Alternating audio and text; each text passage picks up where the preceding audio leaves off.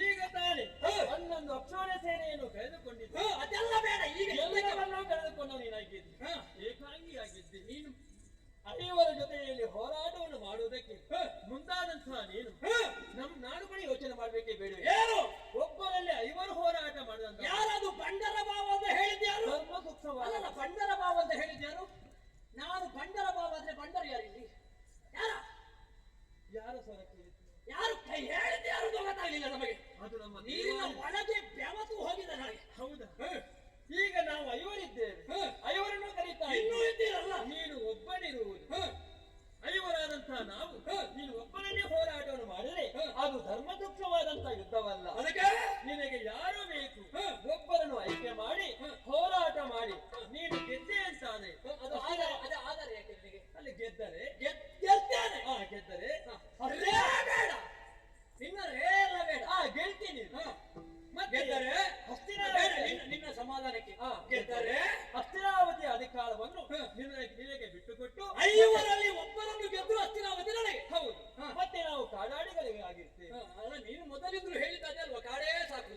ಹೌದು, ಹಾಗಾಗಿ ಒಬ್ಬರು ಯಾರು ಬೇಕು ನೀನು ಆಯ್ಕೆ ಮಾಡು. ಧರ್ಮರಾಯ, ಕೌರವ, ಯುಧಿಷ್ಠಿರ, ನೀನು ಧರ್ಮ ಪಕ್ಷಪಾತಿ. ಹೌದು, ಒಬ್ಬನೇ ಒಬ್ಬ ಐವರಲ್ಲಿ ಯುದ್ಧ ಮಾಡುವುದು ಬೇಡ. ಬೇಡ, ನಿಮ್ಮ ಐವರಲ್ಲಿ ಯಾರನ್ನಾದರೂ ಒಬ್ಬರನ್ನು ಆರಿಸಿ ಯುದ್ಧ ಮಾಡಿದರೆ ಒಂದು ವೇಳೆ ಗೆದ್ರೆ ಹಸ್ತಿನಾವತಿಯ ಪೀಠ ನನಗೆ ಅಂತ ಹೇಳು. ಹೌದು, ಆರಿಸುವಂತಹ ಆಯ್ಕೆ ಅದಕ್ಕೆ ನನಗೆ ಬಿಟ್ಟಿತ್ತು. ಹೌದು, ಈಗ ನಾನು ಆಲೋಚನೆ ಮಾಡುದು ಹೇಗೆ, 5 ಮಂದಿಗಳಿದ್ದೆ, ಉಳಿದ 4ರನ್ನೂ ಬಿಟ್ಟು ಧರ್ಮರಾಯನಾದಂತಹ ನಿನ್ನನ್ನೇ ನಾನು ಆರಿಸಿದ್ರೆ ಯುದ್ಧ ಮಾಡುವುದಕ್ಕೆ ಸಮರ್ಥ. ಯಾರು? ಯಾರು? ನಾನು.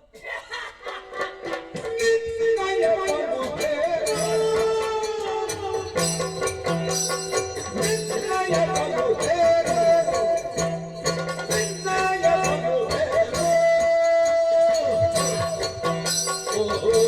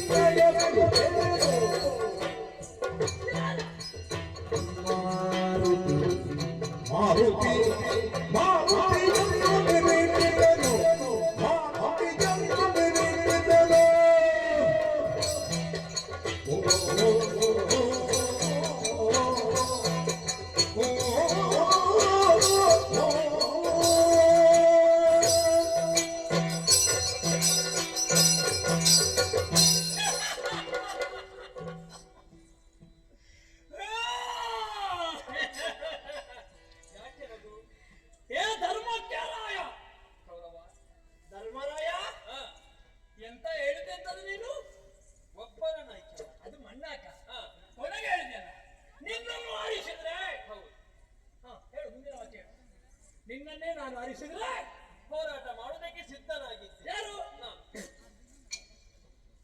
ಯಾಕೆ ನಾವು ಸ್ವಲ್ಪ ನಾವು ಏನು ಅನ್ನೋದು ನಮಗೆ ಬೇಕು, ಸ್ವರೂಪ ಜ್ಞಾನ. ನಾ ಯಾವುದು ಹೇಳಿದ್ರೆ ಅದು ಸರಿಯಾಗುತ್ತದೆ, ಯಾವುದನ್ನು ಹೇಳಿದ್ರೆ ಅದು ಅಪಮಾನ ಆಗುತ್ತದೆ ಅನ್ನೋದು ಸ್ವಲ್ಪ ಬೇಕು. ನೀನು ಗದಾಯುದ್ಧ ಪ್ರವೀಣರಾದ ಕೌರವರಲ್ಲಿ ಹೋರಾಟಕ್ಕೆ ನೀನಾ? ನಿನ್ನಯ ಬಲುಹೇನು, ನಿನ್ನಯ ಬಲುಹೇನು? ನಿನ್ನ ಬಲುಹು ಎಲ್ಲಿ ಗೊತ್ತು ನನಗೆ? ನಿನಗೆ ಯಾವುದರಲ್ಲಿಯೂ ಆಸಕ್ತಿ ಇಲ್ಲದೆ ಹೋದ್ರೆ ಆ ಜೂಜಾಟದಲ್ಲಿ ನೀನು ಎತ್ತಿದ ಕೈ ಒಂದು 4 ಮಂದಿ ಸಿಕ್ಕಿದ್ರೆ ಸಾಕು, ಬನ್ನಿ ಬನ್ನಿ ಬನ್ನಿ ಬನ್ನಿ ಬನ್ನಿ ಬನ್ನಿ ಬನ್ನಿ ಬನ್ನಿ ಅಂತ ಹೇಳುವುದಾ? ಕೂತ್ಕೊಡು. ಆಮೇಲೆ ಭಗಡೆ ಹೀಗೆ ತೆಗಿ.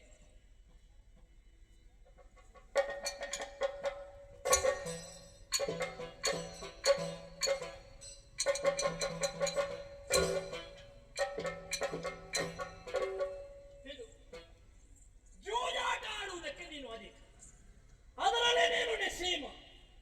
ಅದು ಅಲ್ಲದೆ ಹೋದ್ರೆ ಎಲ್ಲಿಯಾದರೂ ಧಾರ್ಮಿಕವಾದ ಭಾಷಣ ಮಾಡುವುದಿದ್ರೆ ಒಂದು ಧರ್ಮದರ್ಶಿಯಾಗಿ ನೀನು ಹೋಗಬೇಕು. ಒಂದು ಬಿಳಿ ವಸ್ತ್ರ ಉಟ್ಟುಕೊಂಡು ಧರ್ಮದ ಬಗ್ಗೆ ಎಷ್ಟೋ ಪ್ರಚಾರ ಮಾಡ್ತಿ. ನಿನ್ನಲ್ಲಿ ಒಂದು ವೀರರಸವನ್ನು ನಾವು ಕಂಡುಕೊಳ್ಳುವುದಕ್ಕೆ ಸಾಧ್ಯವ? ನಿನ್ನ ಮನಸ್ಸಿನಲ್ಲಿ ಉಂಟು ನನ್ನ ದೊಡ್ಡದು ಸ್ವರ ಅಂತ, ಅದು ನನಗೆ ಹೆಣ್ಣು ಮಕ್ಕಳು ಮಾತಾಡೋದಕ್ಕೆ ಕೇಳು.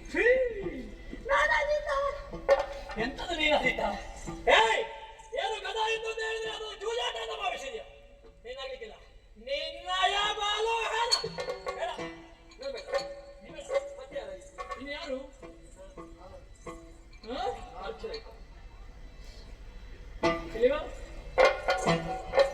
ನೀನು ಅರ್ಜುನ, ಪಾರ್ಥ, 3 ಲೋಕದ ಗಂಡ,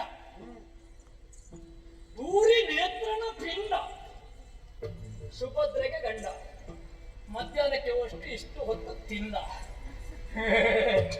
ಅರ್ಜುನ, ಊರ್ವಶಿಯ ಶಾಪವ ನಿನ್ನ ಪಾಪವ. ಮತ್ಸ್ಯ ನಗರಿಯಲ್ಲಿ ಗಂಡು ಅಲ್ಲದ ಹೆಣ್ಣು ಅಲ್ಲದಂತಹ ಬೃಹನ್ನಳೆಯಾಗಿದ್ದವನೇ ಒಳ್ಳೆ ನಾಟ್ಯ ಹೇಳಿಕೊಡ್ತೀಯಂತೆ ಅಲ್ವಾ? ಯಾರು ನಿನ್ನ ನಾಟ್ಯ ಗುರು ಯಾರು? ನಾಟ್ಯ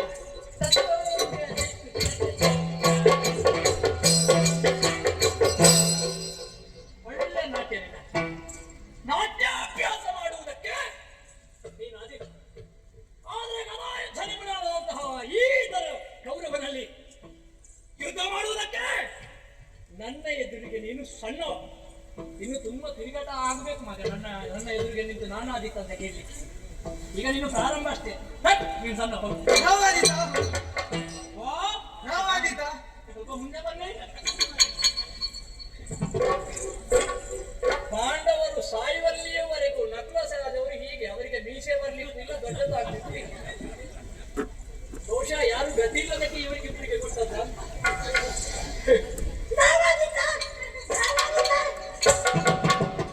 ಇವರಿಗೆ ಅಭ್ಯಾಸ. ಯಾರೇ ಎದುರು ಬರಲಿ ನಾಮಾದಿತ ಅಂತ ಕೇಳುದು.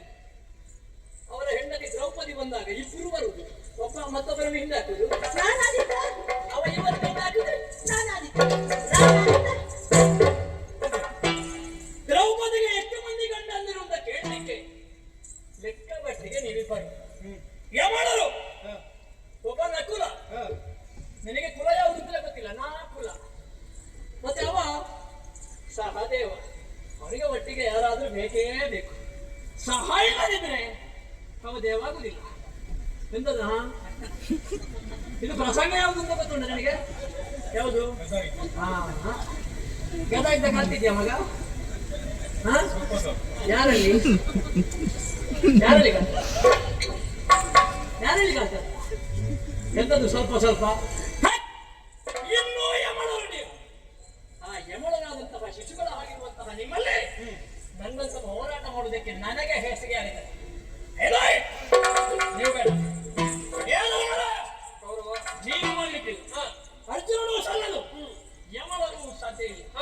ಒಂದು ವೇಳೆ ನಾನು ಕೊಡುವ ಪೆಟ್ಟನ್ನು ತಿನ್ನುವುದಕ್ಕೆ ಅಥವಾ ಕೌರವನಿಗೆ 2 ಪೆಟ್ಟು ಕೊಡುವುದಕ್ಕೆ ನಿಮ್ಮಲ್ಲಿ ಒಬ್ಬ ಇದ್ದಾನೆ. ಯಾರೋ ಒಬ್ಬ ಇದ್ದಾನೆ, ಅವನೇ ಮಾರುತಿ. ಆ ಮಾರುತಿಯನ್ನು ನನ್ನೆಡೆಗೆ ಬಿಡು. ನನ್ನ ಆಯ್ಕೆ ಯಾಕೆ? ಕಾರಣ ಇದೆ.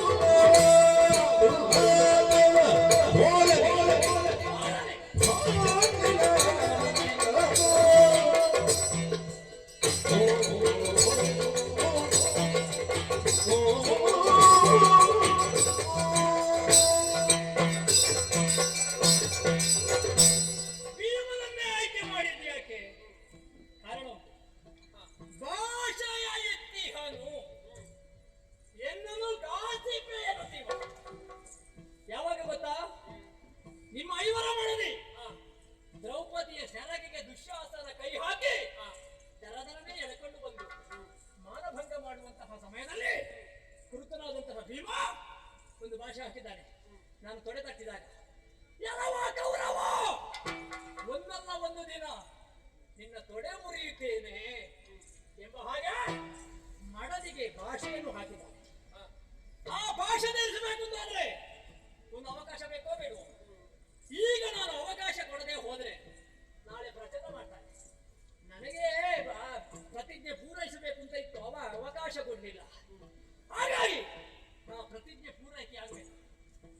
ನನಗೂ ಅವನಿಗುಂಟುಂಟಲ್ಲ ಒಂದು ಗಳಸ್ಯ ಕಂಠಸ್ಯ. ನನ್ನನ್ನು ನೋಡಿದ್ರೆ ಅವನಿಗೆ ಆಗುವುದಿಲ್ಲ, ಅವನಿಗೆ ನನ್ನನ್ನು ನೋಡಿದ್ರೆ ಆಗುವುದಿಲ್ಲ. ಭೀಮ ಕೌರವರ ಹೆಸರು ಹೇಳಿ ನೀನು ಅನ್ನಕ್ಕಿಟ್ರೆ ಅನ್ನ ಬೇಯುವುದೇ ಇಲ್ಲ, ಅಕ್ಕಿ ಬೇಯುವುದೇ ಇಲ್ಲ, ಕೊತ ಕೊತ ಕೊತ ಕೊತ ಕೊತ ಕೊತ ಕುಡಿತ. ಅಷ್ಟು ದ್ವೇಷ. ಹಾಗಾಗಿ ಅವರದಾದಂತಹ ಭಾಷೆ ಏನುಂಟು, ಅವರದಾದಂತಹ ಪರಾಕ್ರಮ ಏನುಂಟು, ಅದನ್ನು ತೀರಿಸುವುದಕ್ಕೆ ಈ ಜಲದಂಕ ಕೌರವ ಅವಕಾಶವನ್ನು ಕೊಡ್ತಾ ಇದ್ದಾನೆ. ಆ ನಿನ್ನ ತಮ್ಮನಾದಂತಹ ಭೀಮಸೇನನನ್ನು ಎನ್ನೆದರಿಗೆ ಬೇಡ.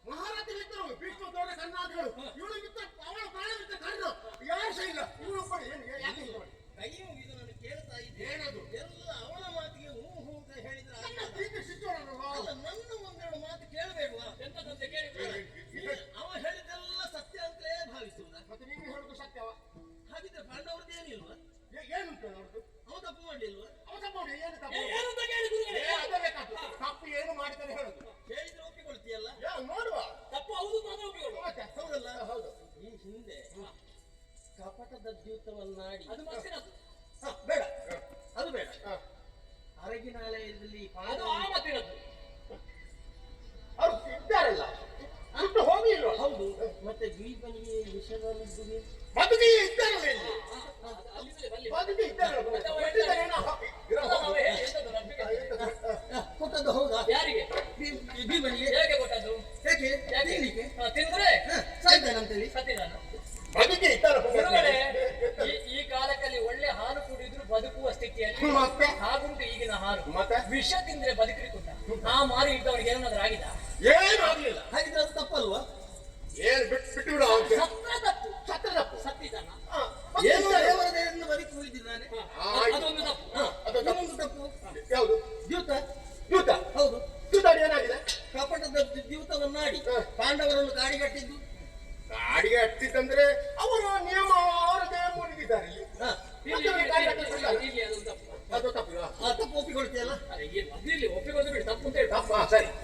ಮತ್ತೆ ಪಾಂಡವರನ್ನು ಕೊಲ್ಲುವುದಕ್ಕೆ ಬೇಕಾಗಿ ಅರಗಿನಾಲಯದಲ್ಲಿ ಸುಡುವುದಕ್ಕೆ ಅವನು ಹಿಂದಿನೊಂದು ಮೊದಲು ಹೇಳ್ತಾನೆ, ಮೊದಲದು ಮತ್ತೆ ಅವನಿಗೆ ಅಂತೂ ಮಾಡಿದ ಹೌದಲ್ಲ, ಪುಣ್ಯಾತ್ಮ. ಅವ್ರು ಸುಟ್ಟು ಹೋಗ್ಲಿಲ್ಲ. ಮತ್ತೆ ದ್ರೌಪದಿಯ ಸೀರೆಯನ್ನು ಹೇಳುವುದು ಈ ಕಾರಣಕರ್ತರು ಯಾರು? ಗುರುಗಳೇ, ದ್ರೌಪದಿ ವಸ್ತ್ರಾಪಹಾರ ಆಗಿದೆ. ಪ್ರಚಾರ ಹಾಗೆ. ಹೌದು. ಇವತ್ತು ದ್ರೌಪದಿ ವಸ್ತ್ರಾಪಹಾರ ಮತ್ತೆ ಎಲ್ಲಿ ಆಗಿದೆ? ಎಲ್ಲಿ ಆಗಿದೆ? ಅದು ಹೆಸರೇ ತಪ್ಪು. ದ್ರೌಪದಿ ವಸ್ತ್ರಾಪಹಾರ ಪ್ರಯತ್ನ ಮಾತ್ರ. ಅಂತೂ ಕೌರವ ತಪ್ಪು ಮಾಡಿದ್ದು ಹೌದು ತಾನೆ? ಸರಿ ಸರಿ, ಆಯ್ತಾಯ್ತು. ಹಾಗಿದ್ರೆ ಈ ಪ್ರಕರಣ ಇಲ್ಲಿಗೆ ಮುಗಿಯಿತಾ? ಮುಗಿಲಿಲ್ಲ. ನೀನು ಬಂದಿದ್ಯಲ್ಲ, ನೀನು ಬಹಳಷ್ಟು ದೂರದಿಂದ ಬಂದವ. ಹೌದು, ತೀರ್ಥ ಯಾತ್ರೆಗೆ ಹೊರಟವನು ನೀನು ಬಂದ. ನಾನು ಇಲ್ಲದಾಗ ನಿನ್ನ ಕೆಲಸ ಈ ರೀತಿ ಆಗ್ತದೆ ನನಗೆ ಗೊತ್ತೇ ಇರಲಿಲ್ಲ. ಆದದ್ದಾಗಿ ಹೋಯಿತು, ಇನ್ನು ಇಂಥದ್ದಾಗಬಾರದು. ಅದು ನೀನಿದ್ದೇ ನಡೀಬೇಕು. ಈಗ ಯುದ್ಧ ಇವರದು. ಯುದ್ಧ ನಿಯಮ ಉಂಟು, ನಿಯಮವನ್ನು ನೀನೇ ಹೇಳು. ನಾನು ಹೇಳ್ತೇನೆ. ನನ್ನ ನನ್ನ ಸಮಕ್ಷಮದಲ್ಲಿ ನಡೆಯುತ್ತಾ ಯುದ್ಧ. ಕಂಠದ ಮೇಲೆ, ಸೊಂಟದ ಕೆಳಗೆ ಹೊಡೆಯಬಾರದು. ಕಂಠದ ವಿಷಯ ನಮಗೆ ಬೇಡ, ಸೊಂಟದ್ದು ಅದು ಬೇಕು. ಅಲ್ಲ, ಕಥೆಯಿಂದ ನೀವು ನಾವು ಹೇಳುದು. ಒಂದು ವೇಳೆ ಯಾರಾದ್ರೂ ತಪ್ಪು ಮಾಡಿದರೆ ಶಿಕ್ಷೆ ನಾನು ಕೊಟ್ಟೇನು, ಎಚ್ಚರಿಕೆ. ಸರಿ ಸರಿ,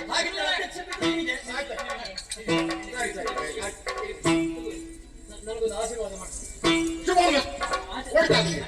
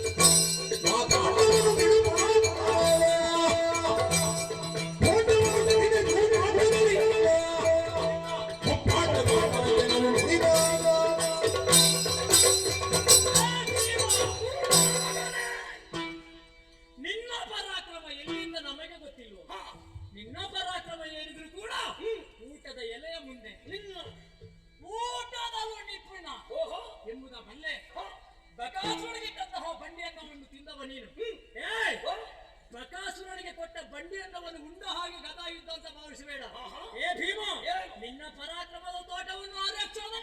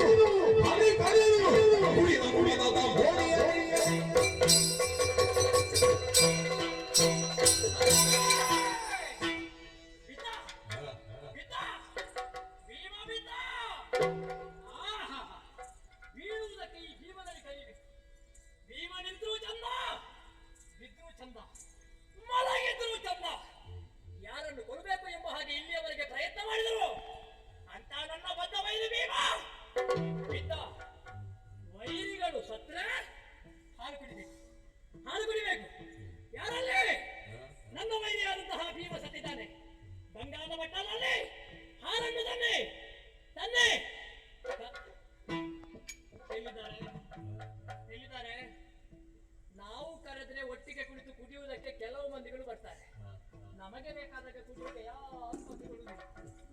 ಹಾಗೆಲ್ಲದು ಬಂಗಾರದ ಬಟ್ಟಲಲ್ಲಿ ಹಾಲನ್ನು ಕೊಡುವಂತಹ ಎಲ್ಲಾ ಭೃತ್ಯರು ನನಗಾಗಿ ಸತ್ತಿದ್ದಾರೆ. ಬೇಡ, ಇವ ಸತ್ತಂತಹ ವಿಷಯವನ್ನು ನಮ್ಮೂರಿಗೆ ಹೇಳಬೇಕು. ಮಿತ್ರಕರ್ಣ ಬಾ, ತಮ್ಮ ದುಶ್ಯಾಸನ ಬಾ, ಉಳಿದರನ್ನಂತಹ 99 ಮಂದಿ ತಮ್ಮಂದಿರೇ ಬನ್ನಿ, ಅಜ್ಜ ಭೀಷ್ಮಾಚಾರ್ಯರೇ ಬನ್ನಿ, ಕುಲಗುರುಗಳ ಉದ್ದಾನ ಶಿಲ್ಲಿದ್ದಾರೆ. ಒಬ್ಬೊಬ್ಬರನ್ನು ಕರೆದರೆ ಯಾರು ಬರುವುದಕ್ಕಿಲ್ಲ. ಕಾರಣ ಏನು? ನಮಗೆ ಬೇಕಾಗಿ ಎಲ್ಲವರು ಸತ್ತಿದ್ದಾರೆ. ನಮ್ಮವರನ್ನು ಕರೆದು ಭೀಮ ಬಿದ್ದಂತಹ ಸತ್ತಂತಹ ಕಥೆಯನ್ನು ಹೇಳಿ ಸಂತೋಷ ಪಡುವುದಕ್ಕೆ ನನಗೆ ಸಾಧ್ಯವಾಗುವುದಿಲ್ಲ. ಹಾಗಂತ ನಮ್ಮವರಿಗೆ ಸಂತೋಷ ಸಿಗಬೇಕು. ಹೇಗೆ? ಒಂದು ಉಪಾಯ ಇದೆ. ವಿರೋಧಿಗಳ ಹೊಟ್ಟೆಯಲ್ಲಿ ಉರಿ ಏಳಬೇಕು. ವಿರೋಧಿಗಳ ಹೊಟ್ಟೆಯಲ್ಲಿ ಉರಿ ಎದ್ರೆ ನಮ್ಮವರಿಗೆ ಸಂತೋಷವಾಗುತ್ತದೆ. ಉರಿ ಏಳಬೇಕು ಅಂತಾದರೆ ಭೀಮ ಬಿದ್ದ ಚಂದವನ್ನು ಪಾಂಡವರಲ್ಲಿ ಪ್ರಚಾರಿಸಿ ಮಾತಾಡಬೇಕು. ಹೇಳಿದ್ದಾರೆ ಪಾಂಡವರು. ನೋಡಿರಿ ನೋಡಿರಿ ಧರ್ಮದ ಹಲುಗುಣ ನೋಡಿರಿ ಧರ್ಮದ ಹಲುಗುಣ ನೋಡಿ ನೋಡಿ ನೋಡಿ ನೋಡಿ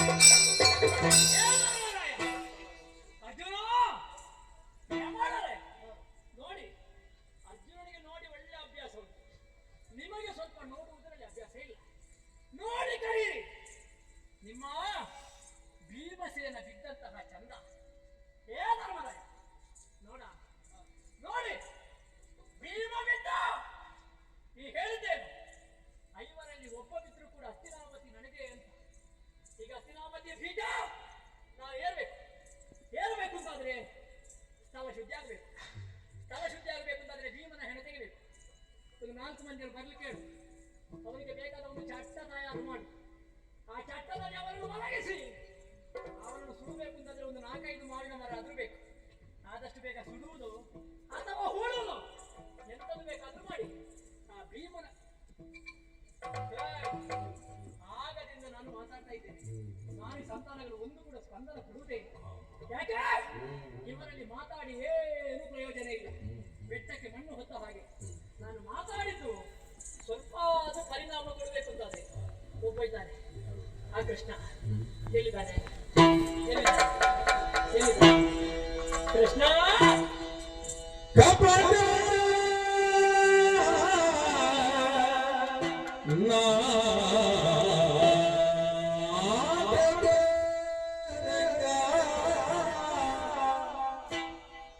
ಕಪಟ ನಾಟಕ ರಂಗ ರಂಗ ರಂಗ